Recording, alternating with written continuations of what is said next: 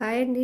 వంట ఒక మాటకి స్వాగతం అండి. ఈరోజు గ్యాస్‌కి, ఎయిర్‌కి, కంటి చూపుకి, హార్ట్‌కి అన్నిటికి కూడా ఒక పొడిని చూపిస్తానండి. ఇది నేను వాడుతుంటాను. అందుకని మీకు కూడా చూపిద్దామని. ఈ జీలకర్ర వల్ల అండి మోషన్ ఫ్రీగా అయ్యిద్ది. గ్యాస్ వస్తుంటుంది కదండీ!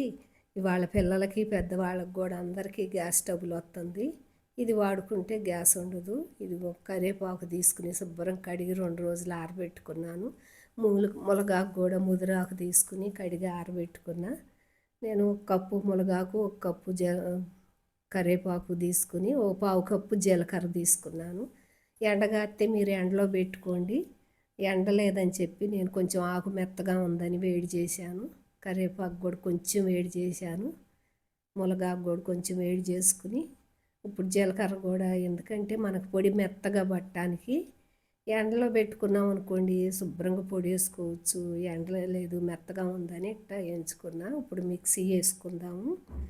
జీలకర్ర ముందలు మెత్తగా మిక్సీ వేసుకున్నాక ఈ ములగాకు కరివేపాకు కూడా వేసుకోవాలి. ఇది రోజు ఒక స్పూన్ వాడుకోవచ్చండి.